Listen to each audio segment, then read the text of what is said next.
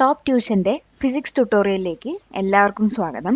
അപ്പോൾ ഇന്നത്തെ ട്യൂട്ടോറിയലിൽ നമ്മൾ chapter 3 world of colours and വിഷൻ്റെ ലെറ്റസസ് ക്വസ്റ്റ്യൻസ് ആണ് ഡിസ്കസ് ചെയ്യാൻ പോകുന്നത്.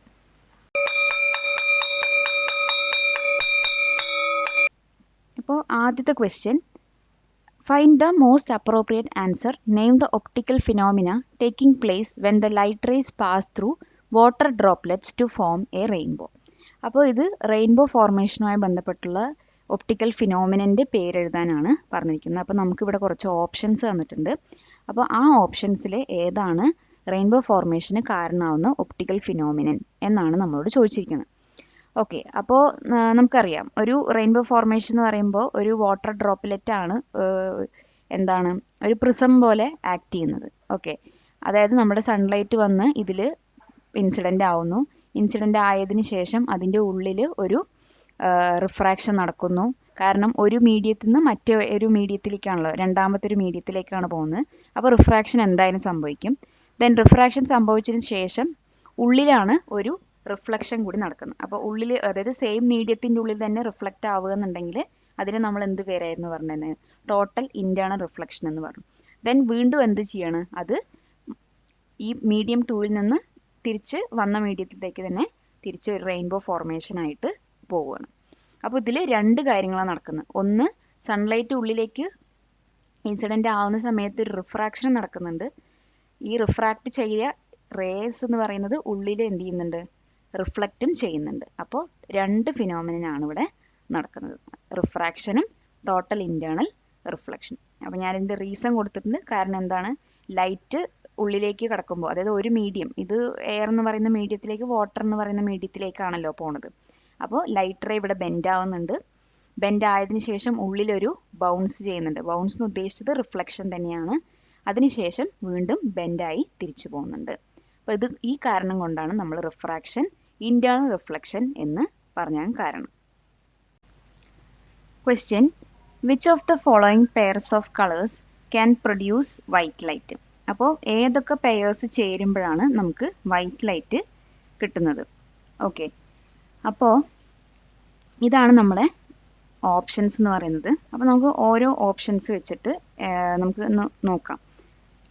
അപ്പോൾ ആദ്യത്തെ ഓപ്ഷനാണ് മജന്ത ബ്ലൂ. അപ്പോൾ മജന്ത ബ്ലൂ എന്ന് പറയുന്ന പെയർസ് അതാണിത്, മജന്ത ബ്ലൂ. മജന്ത ബ്ലൂ ചേർന്ന് കഴിഞ്ഞാൽ നമുക്ക് കിട്ടുന്നത് എന്താണ്? ഒരു വയലറ്റ് പോലത്തെ ഒരു കളറാണ്. അപ്പോൾ ഇത് വൈറ്റ് ലൈറ്റ് അല്ല. പിന്നെ വരുന്നത് യെല്ലോയും അതുപോലെ തന്നെ ഗ്രീനും. അപ്പോൾ യെല്ലോയും ഗ്രീനും ചേർന്ന് കഴിഞ്ഞാൽ എന്തായിരിക്കും? കുറച്ച് ഒരു ബ്ലൂയിഷ് പോലത്തെ ഒരു കളറായിരിക്കും വരുന്നുണ്ടാവുക. അപ്പോൾ യെല്ലോ ഗ്രീനും അല്ല. പിന്നെ വരുന്നത് റെഡും ഗ്രീനുമാണ്. ഓക്കെ, റെഡും ഗ്രീനും ചേർന്ന് കഴിഞ്ഞാൽ നമുക്ക് കിട്ടുന്നത് യെല്ലോയാണ്. അപ്പോൾ അതും വൈറ്റ് ലൈറ്റ് പ്രൊഡ്യൂസ് ചെയ്യില്ല. പിന്നെ വരുന്നത് മജന്തയാണ്, മജന്ത ഗ്രീന്. മജന്ത ഗ്രീൻ എന്ന് പറയുമ്പോൾ മജന്തയിൽ നമുക്ക് ബ്ലൂ ഉണ്ട്, അതുപോലെ തന്നെ റെഡിൻ്റെയും ഒരു കോമ്പിനേഷനാണ്. കണ്ടോ, റെഡിൻ്റെയും ബ്ലൂവിൻ്റെയും ഒരു കോമ്പിനേഷനാണ് മജന്ത എന്ന് പറയുന്നത്. അപ്പോൾ ഈ മജന്തയും അതുപോലെ തന്നെ ഈ ഗ്രീൻ കളറും കൂടി ചേരുമ്പോൾ നമുക്ക് എന്ത് കിട്ടി? വൈറ്റ് ലൈറ്റ് കിട്ടി. അപ്പോൾ ഇതാണ് answer, magenta green. Okay, magenta റെഡും ബ്ലൂവും ചേർന്നതാണ്. അപ്പോൾ ഗ്രീൻ റെഡ് ബ്ലൂ ചേരുമ്പോൾ നമുക്ക് എന്ത് കിട്ടും? വൈറ്റ് കിട്ടും. ഈ വീഡിയോ ഉപകാരപ്പെട്ടുവെങ്കിൽ ലൈക്ക് ചെയ്യൂ, ഷെയർ ചെയ്യൂ. Question, when a ray of light enters obliquely and passes through a prism, does not undergo refraction, undergoes dispersion and deviation, undergoes dispersion, not subjected to any of this. Okay. അപ്പോൾ ഒരു പ്രിസത്തിലേക്ക് white light enter ചെയ്യുന്ന സമയത്ത് ഈ പറയുന്ന conditions ഒക്കെ ഉണ്ടാവും എന്നാണ് ചോദ്യം. ഇതിൽ ഏതാണ് കറക്റ്റ് ആയിട്ടുള്ള ഓപ്ഷൻ? അപ്പോൾ ഓപ്ഷൻ എ 2, 3, സെക്കൻഡ് സ്റ്റേറ്റ്മെൻറ്റും തേർഡ് സ്റ്റേറ്റ്മെൻറ്റ്. ഓപ്ഷൻ ബി പറയുന്നത് ഇതിൽ ഏതും ഉണ്ടാവില്ല എന്നാണ് പറയുന്നത്. ഓപ്ഷൻ സി പറയുന്നത് first and fourth. Then D പറയുന്നത് നൺ ഓഫ് ദിസ്. ഓക്കെ, അപ്പോൾ അതാണ് നമ്മുടെ ഓപ്ഷൻസ് വരുന്നത്. അപ്പോൾ നമുക്കറിയാം എന്തായിരിക്കും? ഡിസ്പേർഷനും ഡീവിയേഷനും ആണ് സംഭവിക്കുന്നത്. എങ്ങനെയാണ് ഡിസ്പേർഷനും ഡീവിയേഷൻ സംഭവിക്കുക? ആദ്യം തന്നെ സൺലൈറ്റ് പ്രിസത്തിലേക്ക് എൻ്റർ ആവുന്ന സമയത്ത് എന്തായിരിക്കും സംഭവിക്കുക? എയറിൽ നിന്ന് അത് രണ്ടാമത്തെ മീഡിയമായ ഡെൻസർ ആയിട്ടുള്ള ഒരു മീഡിയമാണ് ഗ്ലാസ്. അപ്പോൾ അങ്ങനെ എൻ്റർ ആവുന്ന സമയത്ത് റിഫ്രാക്ഷൻ എന്തായാലും സംഭവിക്കും. ദെൻ റിഫ്രാക്ഷൻ സംഭവിച്ചതിന് ശേഷം അതെന്തായിരിക്കും? ഒരുപാട് കളറായിട്ട് സ്പ്ലിറ്റ് ആയിട്ടുണ്ടാവും. ഓക്കെ, ഓരോ ഡിഫറെൻറ്റ് വേവ് ലെങ്ത്തുള്ള, ഡിഫറെൻറ്റ് എമൗണ്ടിൽ ഡിഫറെൻറ്റ് വേവ് ലെങ്ത്തുള്ള ഈ വൈറ്റ് ലൈറ്റ് കളേഴ്സായിട്ട് ഷിഫ്റ്റ് ആവും, ഐ മീൻസ് സ്പ്രെഡ് ആവും. ഓക്കെ, അപ്പോൾ ഈ സ്പ്രെഡ് ചെയ്യുന്നത് അല്ലെങ്കിൽ ഈ ഒരു സ്പ്ലിറ്റിങ്ങിനെയാണ് നമ്മൾ എന്ത് പറയുന്നത്, ഡിസ്പേർഷൻ എന്ന് പറയുന്നത്. അപ്പോൾ ഡിസ്പേർഷൻ നടന്നു കഴിഞ്ഞു. ഇനി നമ്മൾ ഡീവിയേഷനും പറഞ്ഞിട്ടുണ്ടായിരുന്നു. ഡീവിയേഷൻ എങ്ങനെ സംഭവിക്കുന്നത്? ഡീവിയേഷൻ എങ്ങനെ സംഭവിക്കുന്നത് വെച്ചാൽ, അപ്പോൾ നോക്കിക്കഴിഞ്ഞാൽ കാണാൻ പറ്റും ഓരോ വേവ് ലെങ്ത്തുള്ള ആൾക്കാരാണ് അല്ലേ, ഓരോ വേവ് ലെങ്ത്തുള്ള ആൾക്കാർ ഓരോ ഡയറക്ഷനിലാണ് എന്ത് ചെയ്യുന്നത്, സ്പ്രെഡായിട്ട് പോയിരിക്കുന്നത്. അപ്പോൾ അതെന്താണ്, ആ ലൈറ്റ് റേസ് ഡീവിയേറ്റ് ആണ് ചെയ്തിരിക്കുന്നത്. അപ്പോൾ നമുക്ക് പറയാൻ പറ്റും ഡീവിയേഷനും കൂടി ഇവിടെ സംഭവിച്ചിട്ടുണ്ട്. അപ്പോൾ അങ്ങനെ അണ്ടർഗോസ് ഡിസ്പേർഷൻ എന്ന് പറഞ്ഞു, അതുപോലെ തന്നെ എന്ത് പറഞ്ഞു, ഡീവിയേഷൻ എന്നും പറഞ്ഞു. ക്വസ്റ്റ്യൻ, ഇവിടെ നമുക്കൊരു fill in the blanks question ആണ് തന്നിരിക്കുന്നത്. അതായത് CN കളറിൻ്റെ കൂടെ ഏത് കളർ ചേർന്നാലാണ് വൈറ്റ് ലൈറ്റ് നമുക്ക് കിട്ടുക, അതുപോലെ തന്നെ ബ്ലൂ കളറും മറ്റേതൊരു കളറും കൂടി ചേരുമ്പോഴായിരിക്കും നമുക്ക് എന്തുണ്ടാവുക, വൈറ്റ് ലൈറ്റ് കിട്ടുക. അപ്പോൾ ആദ്യത്തെ ആൻസർ എന്ന് പറയുന്നത് റെഡ് ആണ്. അപ്പോൾ ഇവിടെ നോക്കിക്കഴിഞ്ഞാൽ CN അതുപോലെ തന്നെ റെഡ്, ഇത് രണ്ടും കൂടി ചേരുമ്പോൾ നമുക്ക് എന്ത് കിട്ടി, വൈറ്റ് ലൈറ്റ് കിട്ടി. ഇനി നെക്സ്റ്റ് വരുന്നത് എന്താണ്, ബ്ലൂ കളർ. ബ്ലൂ പിന്നെ അതുപോലെ തന്നെ വേറെ ഏത് കളർ കൂടി ചേരുമ്പോഴായിരിക്കും നമുക്ക് വൈറ്റ് ലൈറ്റ് കിട്ടുക എന്നുള്ളതാണ്. ഓക്കെ, ഇവിടെ യെല്ലോയും ചേരുമ്പോൾ ഇവിടെ നോക്കിയാൽ കാണാൻ പറ്റും, ബ്ലൂ യെല്ലോ ചേരുമ്പോൾ വൈറ്റ് കിട്ടി, CNും റെഡും ചേരുമ്പോൾ വൈറ്റ് കിട്ടി. ഓക്കെ, അതാണ് ഈ ക്വസ്റ്റിൻ്റെ ആൻസേഴ്സ്. അപ്പോൾ നെക്സ്റ്റ് ക്വസ്റ്റ്യൻ എന്ന് പറയുന്നത് ഫിൽ ഇൻ ദ ബ്ലാങ്ക്സിൻ്റെ തന്നെ റിമൈനിങ് ക്വസ്റ്റ്യൻസ് ആണ്. അപ്പോൾ മജന്ത കളറും ഗ്രീൻ കളറും കൂടി ചേരുമ്പോൾ നമുക്ക് എന്തായിരിക്കും ആൻസർ കിട്ടുന്നുണ്ടാവും. മജന്ത കളർ ഗ്രീൻ കളർ ചേരുമ്പോൾ നമുക്ക് വൈറ്റ് ആണ് കിട്ടുന്നത്. Then magenta CN yellow, magenta CN yellow ചേരുമ്പോൾ നമുക്ക് കിട്ടുന്നത് എന്താണ്, ബ്ലാക്ക് കളറാണ് കിട്ടുന്നത്. ഓക്കെ, അപ്പോൾ അതാണ് ഈ രണ്ട് ക്വസ്റ്റ്യൻ്റെയും answers. Next question, give scientific explanations based on scattering for the following. അപ്പോൾ ആദ്യത്തെ ക്വസ്റ്റ്യൻ എന്ന് പറയുന്നത്, നമ്മൾ എമർജൻസി ലാംപ്സിലൊക്കെ കൂടുതലായിട്ടും ഈ റെഡ് ലൈറ്റ് ആണ് യൂസ് ചെയ്യുന്നത്. അപ്പോൾ എന്തുകൊണ്ടാണ് ഈ റെഡ് ലൈറ്റ് എമർജൻസി ലാംപ്സ് ആയിട്ട് യൂസ് ചെയ്യുന്നത്? എന്തുകൊണ്ടാണെന്ന് വെച്ചാൽ നമുക്കറിയാം റെഡ് ലൈറ്റ് എന്ന് പറയുന്നത് എന്താണ്, ലോങ്ങസ്റ്റ് വേവ് ലെങ്ത് ഉള്ളൊരു കളറാണ്. ലോങ്ങസ്റ്റ് വേവ് ലെങ്ത് ഉള്ളത് കൊണ്ട് തന്നെ അത് ഏറ്റവും കുറവായിരിക്കും സ്കാറ്റർ ചെയ്യുന്നുണ്ടാവുക. അപ്പോൾ സ്കാറ്ററിങ് കുറവായതുകൊണ്ട് നമുക്ക് ലോങ്ങസ്റ്റ് ഡിസ്റ്റൻസ് വരെ കവർ ചെയ്യാൻ പറ്റും. അപ്പോൾ രാത്രി കാലങ്ങളിൽ അല്ലെങ്കിൽ ഫോഗ്, സ്മോക്ക്, റെയിൻ സമയത്തൊക്കെ നമുക്ക് പെട്ടെന്ന് എത്ര ദൂരത്ത് നിന്ന് വേണമെങ്കിലും കാണാനൊക്കെ പറ്റും. അപ്പോൾ അതുകൊണ്ടാണ് നമ്മൾ കൂടുതലായിട്ടും ഈ വാർണിംഗ് സിഗ്നൽസ്, അല്ലെങ്കിൽ നമ്മളിപ്പോൾ ഒരു റൺവേയിൽ പോകുമ്പോൾ ഒരു റെഡ് കളറിലുള്ള ഒരു സ്റ്റിക്കർ പോലെ കാണാറുണ്ട് റോഡിൽ.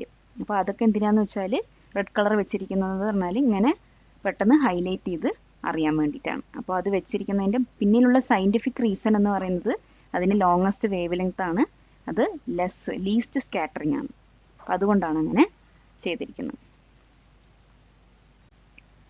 Question, give scientific explanations based on scattering for the following.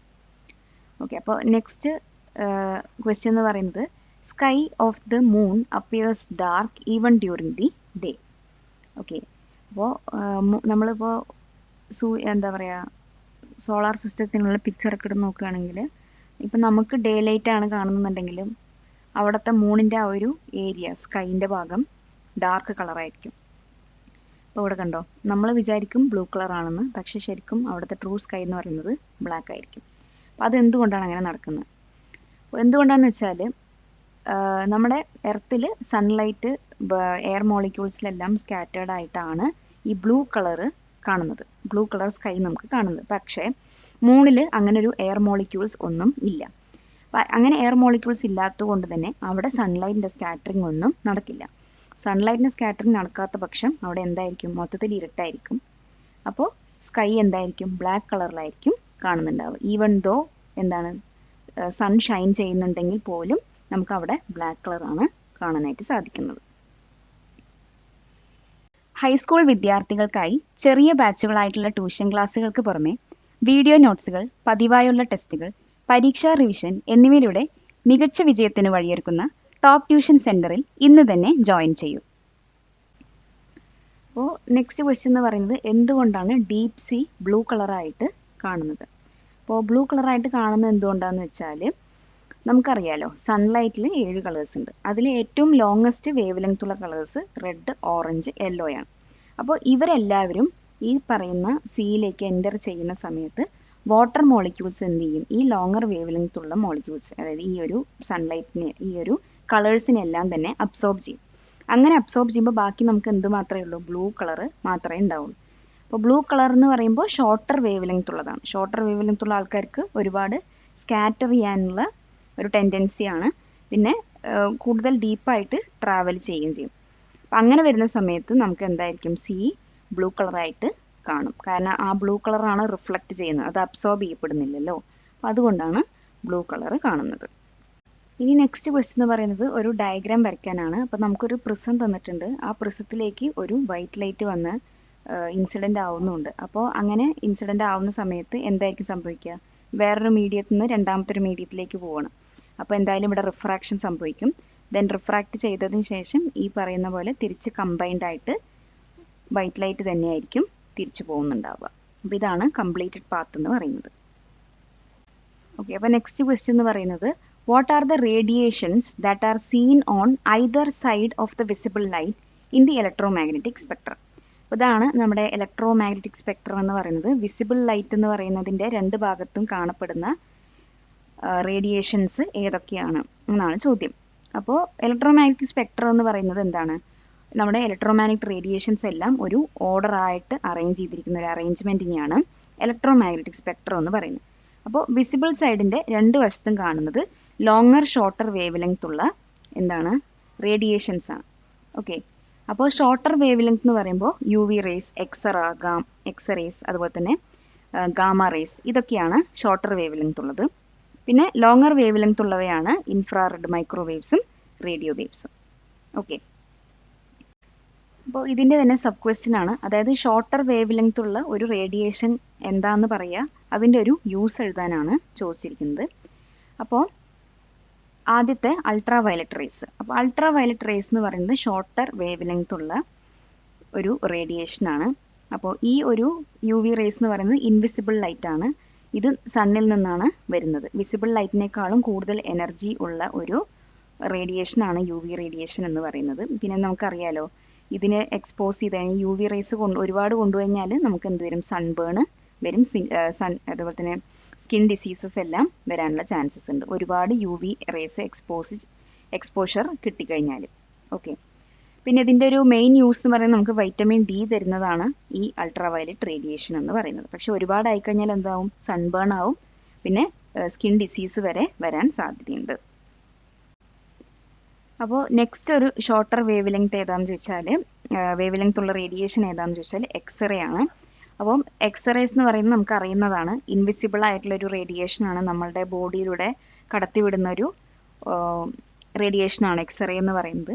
അതുപോലെ തന്നെ എക്സ്റേസ് നമ്മൾ കൂടുതലായിട്ട് ഉപയോഗിക്കുന്നത് നമ്മുടെ ബോൺസ് കാര്യങ്ങളൊക്കെ ചെക്ക് ചെയ്യാനും, അതായത് ഇപ്പോൾ നമ്മൾ കൈയൊടിഞ്ഞു കഴിഞ്ഞാലൊക്കെ ആ ഒരു ബ്രോക്കൺ ആയ ബോൺസ് ചെക്ക് ചെയ്യാനുള്ള ഒരു മെഷീനാണ് എക്സ്റേ മെഷീൻ എന്ന് പറയുന്നത്. അതിൽ യൂസ് ചെയ്യുന്നത് ഈ എക്സ്റേ എന്ന് പറയുന്ന റേഡിയേഷനാണ്. ഇനി അടുത്തൊരു റേഡിയേഷനാണ് ഗാമ റേഡിയേഷൻ എന്ന് പറയുന്നത്. ഇത് one of the strongest and powerful invisible ray ആണ് ഗാമ റേസ് എന്ന് പറയുന്നത്. ഓക്കെ, അപ്പോൾ ഈ ഒരു ഷോർട്ടസ്റ്റ് വേവ് ലെങ്ത് ഉള്ള ഈ ഒരു റേഡിയേഷന് ഏറ്റവും ഹയസ്റ്റ് എനർജിയാണുള്ളത്. സ്ട്രോങ്ങസ്റ്റ് എന്ന് പറഞ്ഞു കഴിഞ്ഞാൽ ഹയസ്റ്റ് എനർജി ഉണ്ടായിരിക്കണമല്ലോ. അപ്പോൾ ഈ ഒരു ഗാമ റേസിന് ഹയസ്റ്റ് എനർജിയാണ് ഉള്ളത്. പിന്നെ ഗാമ റേസ് എവിടെയാണ് നമ്മൾ കൂടുതലായിട്ട് യൂസ് ചെയ്യാന്ന് വെച്ചാൽ ക്യാൻസർ ട്രീറ്റ്മെൻറ്റിനാണ് നമ്മൾ ഗാമ റേസ് കൂടുതലായിട്ട് യൂസ് ചെയ്യുന്നത്. ഇപ്പോൾ റേഡിയേഷൻ തെറാപ്പിക്കൊക്കെയാണ് ഇത് കൂടുതലായിട്ടും യൂസ് ചെയ്യുന്നത്. ഇതുപോലുള്ള വീഡിയോകൾക്കായി ടോപ്പ് ട്യൂഷൻ്റെ ഈ ചാനൽ സബ്സ്ക്രൈബ് ചെയ്യൂ.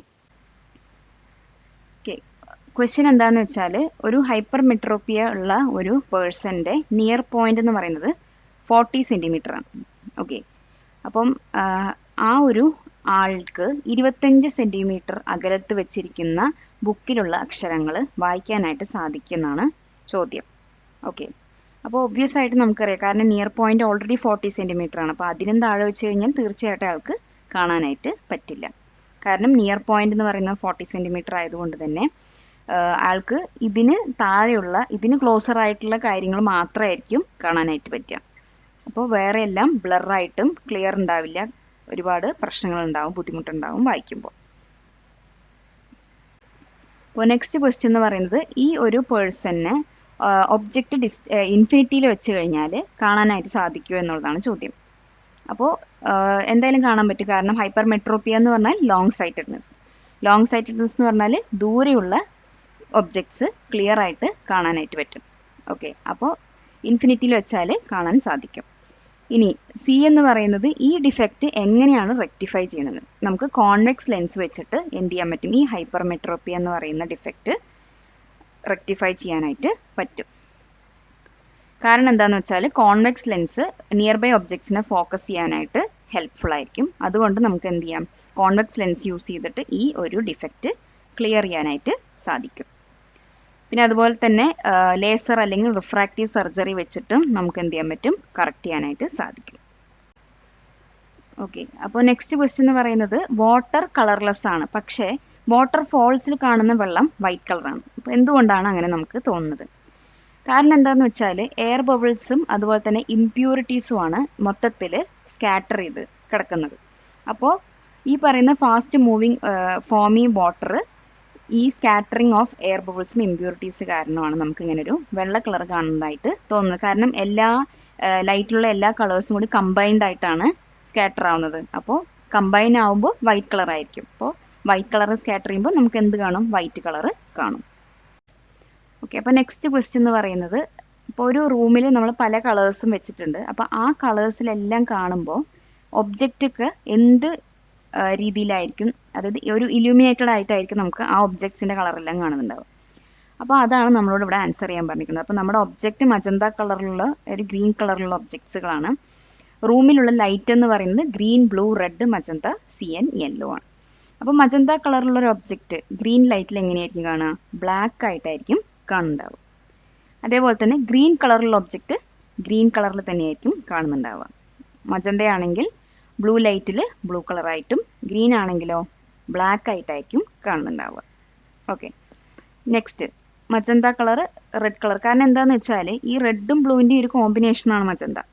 അപ്പം ബ്ലൂ കളർ വെച്ച് കഴിഞ്ഞാൽ ഇതിൻ്റെ ആ ഒരു ബ്ലൂ റിഫ്ലക്റ്റ് ചെയ്യും. മജന്ത കളർ, മജന്ത ഒബ്ജക്റ്റ് റെഡിൽ വെച്ച് കഴിഞ്ഞാൽ ഇതിൽ റെഡിൻ്റെയും കൂടി കോമ്പിനേഷൻ ആണല്ലോ, അപ്പോൾ റെഡ് ആയിരിക്കും കാണുന്നുണ്ടാവുക. ദെൻ ഗ്രീൻ കളറിലുള്ള ഒബ്ജക്റ്റ് റെഡ് കളറിലുള്ള ലൈറ്റിൽ വെച്ച് കഴിഞ്ഞാൽ ബ്ലാക്ക് ആയിട്ട് അറിയും. ഇനി മജന്ത എന്ന് പറയുമ്പോൾ സെയിം തന്നെ കളർ തന്നെയായിരിക്കും റിഫ്ലക്റ്റ് ചെയ്യുക. ഗ്രീൻ കളറിൻ്റെ കേസിൽ ബ്ലാക്ക് ആയിരിക്കും. പിന്നെ മജന്ത സിയൻ്റെ ആകുമ്പോൾ സിയൻ എന്ന് പറയുന്നതും ബ്ലൂവിൻ്റെ ഒരു കോമ്പിനേഷനാണ്, അപ്പോൾ ബ്ലൂ എന്തായാലും റിഫ്ലക്റ്റ് ചെയ്യും. ഗ്രീൻ്റെ കേസിൽ ഗ്രീൻ തന്നെയാണ്. പിന്നെ യെല്ലോ ലൈറ്റിൽ മജന്ത കളർ എന്ന് പറയുമ്പോൾ റെഡ് ആയിരിക്കും നമുക്ക് കാണുന്നുണ്ടാവുക.